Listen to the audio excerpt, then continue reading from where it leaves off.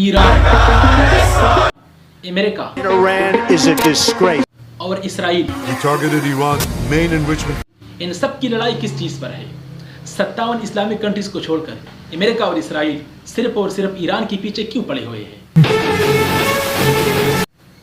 ایران، امریکہ اور اسرائیل کی اس لڑائی کو پوری طرح سمجھنے کے لیے ہمیں ذرا پیچھے جانا پڑے گا۔ ان سب چیزوں کی شروعات ہوتی ہے ورلڈ وار 2 سے۔ We shall never surrender! جس ٹائم پہ دنیا کے سب ممالک کے پاس صرف اور صرف 2 آپشن تھے کہ یا تو وہ برٹش امپائر کو چوز کرے اور یا ہٹلر کا ساتھ دے۔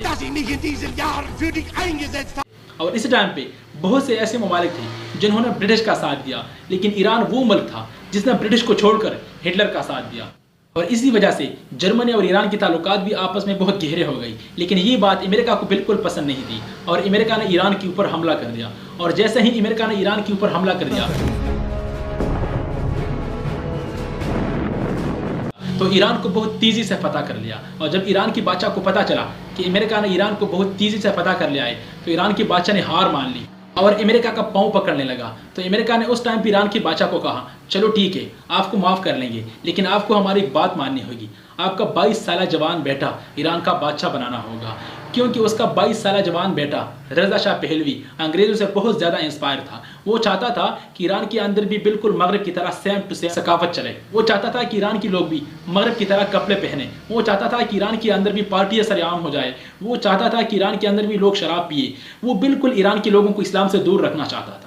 اور جیسے ہی رضا شاہ پہلوی کی حکومت بنی تو اس نے سب سے پہلے پردے پر پابندیاں لگا دی، مسجد اور مدرسوں کو بند کر دیا گیا، بڑے بڑے اسلامی اسکالرشپ کو گرفتار کر دیا گیا، شراب ایران کے اندر اتنا عام ہو گیا کہ اس سے پہلے ایران وہ ملک تھا جس میں شراب کا نام و نشان نہیں تھا۔ اور جیسے ہی رضا شاہ پہلوی کی حکومت آئی تو ایران نے شراب کو باہر ایکسپورٹ کرنا شروع کر دیا، اتنی فحاشی ایران کے اندر عام ہو گئی۔ سب چیزوں کو دیکھ کر ایک اسلامی اسکالرشپ سامنے آتا ہے جس کا نام تھا آیت اللہ خامنہ۔ آیت اللہ خامنہ نے مسجدوں، مدرسوں میں اور جگہ جگہ ایران کی موجودہ حکومت کے خلاف آواز اٹھانا شروع کر دیا، اور جب ایران کی حکومت کو پتہ چلا کہ آیت اللہ خامنہ ہمارے خلاف لوگوں کو بھڑکانے کی کوشش کر رہا ہے تو اس نے آیت اللہ خامنہ کو ایران سے باہر نکال دیا، اور آیت اللہ خامنہ نے ایران کو چھوڑ کر عراق میں چلا گیا۔ اور جب آیت اللہ خامنہ عراق میں زندگی گزار رہا تھا تو اس ٹائم پہ ایک جوان لیڈر اس کی ساری حرکتوں کو نوٹ کر رہا تھا، اور وہ تھا صدام حسین۔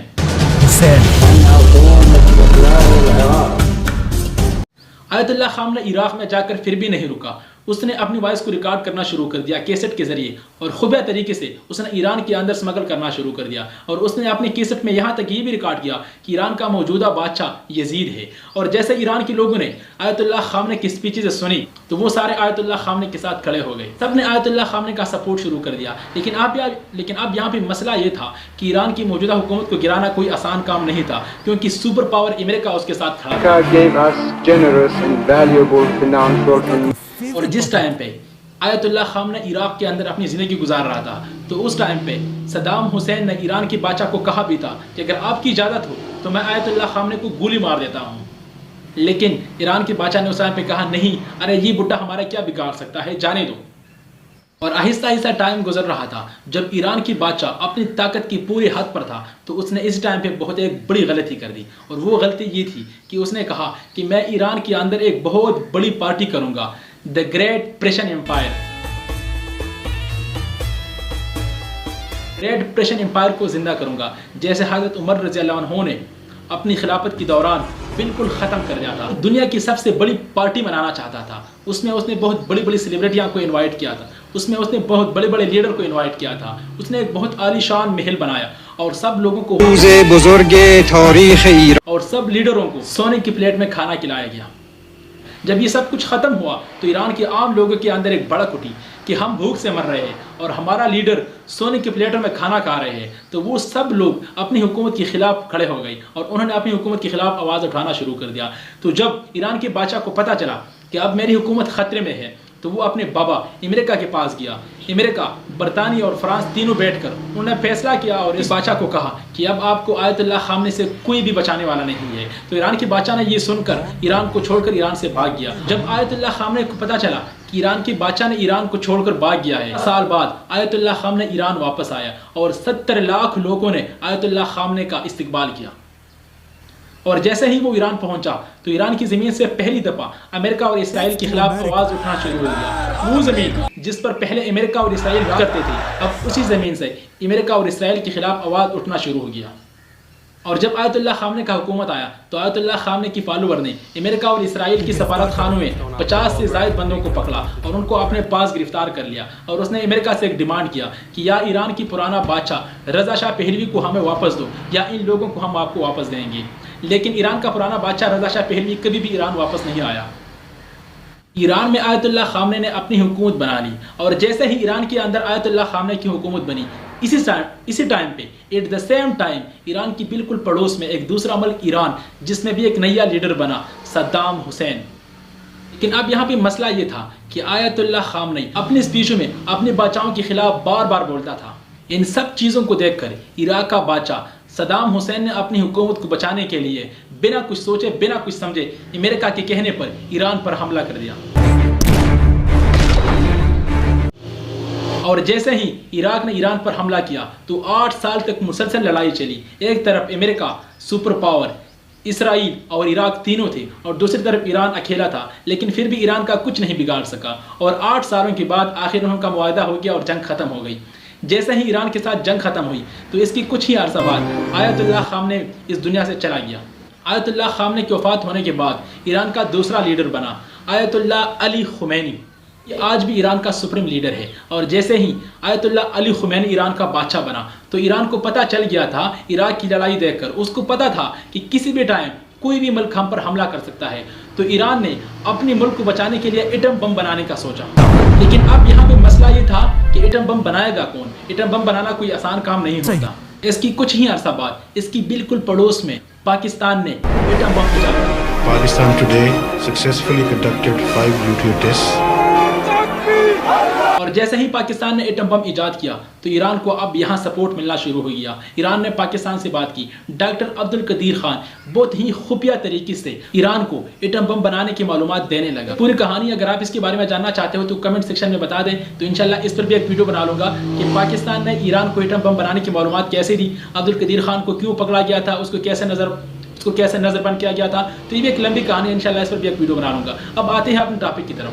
جب ایران نے ایٹم بم بنانا شروع کیا تو امریکہ کو شک ہو گیا کہ ایران ایٹم بم بنا رہا ہے، تو امریکہ نے ایران کے اوپر پابندیاں لگا دی کہ اس سے کوئی بھی آئل نہیں خریدے گا، اور اس سے ایران کی اکانومی بالکل گرنے لگی۔ تو ایران کی بادشاہ نے اس ٹائم پہ امریکہ سے کہا کہ ہم بالکل ایٹم بم نہیں بنا رہے اور نہ بنائیں گے، لیکن ہم سے ڈیل کریں۔ اور اس ٹائم پہ امریکہ نے ایران سے ڈیل کر دیا، اور ایران کی اکانومی ایک بار پھر سے اسٹرانگ ہونا شروع ہو گئی۔ لیکن جب امریکہ نے ایران کے ساتھ یہ ڈیل کیا تو اس ٹائم پہ ایک شخص تھا اور وہ اس ڈیل کی بالکل خلاف تھا، اور وہ تھا ڈونلڈ ٹرمپ۔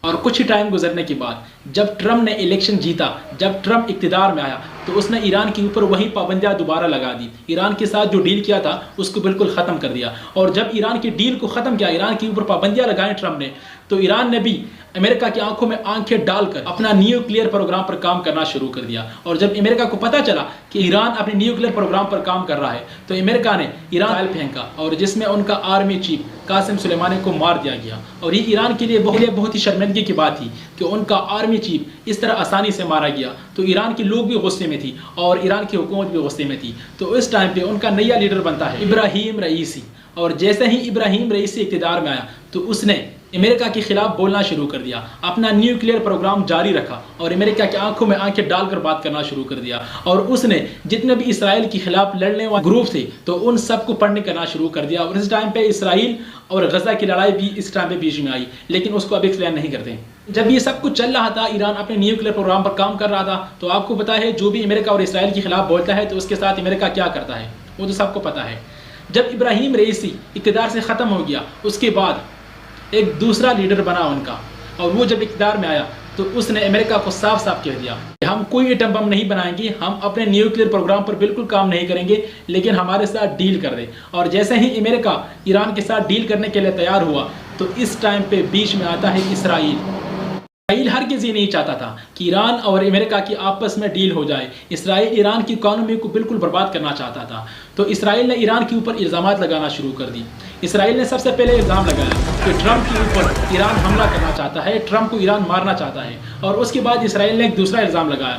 اسرائیل نے کہا کہ ٹرمپ 1 مہینے کے اندر اپنا ایٹم بم بنانے جا رہا ہے، جو کہ پچھلے 25 سالوں سے اس پر کام جاری ہے۔ اسرائیل کا مین کوشش ہے کہ ایران اور امریکہ کے آپس میں ڈیل نہ ہو جائے، ایران اور امریکہ کے آپس میں ڈیل کرنے والوں کو بالکل ختم کیا جائے، اور اسرائیل اس انتظار میں ہے کہ ایران کوئی ایسا غلط قدم اٹھائے کہ امریکہ سپر پاور ایران کے اوپر حملہ کر کے ایران کی موجودہ حکومت جو کہ 1979 میں بنے خمینی حکومت کا بالکل خاتمہ کر دے، اور امریکہ اور اسرائیل اپنی مرضی کی حکومت ایران کے اندر چلائے۔ تو یہ تھا ایران، امریکہ اور اسرائیل کی آپس میں کس چیز پر لڑائی ہے، سب معلومات میں نے آپ لوگوں کو دے دی، اس لیے سبسکرائب کرنا اس طرح کی معلوماتی ویڈیوز کے لیے۔ Thanks for watching.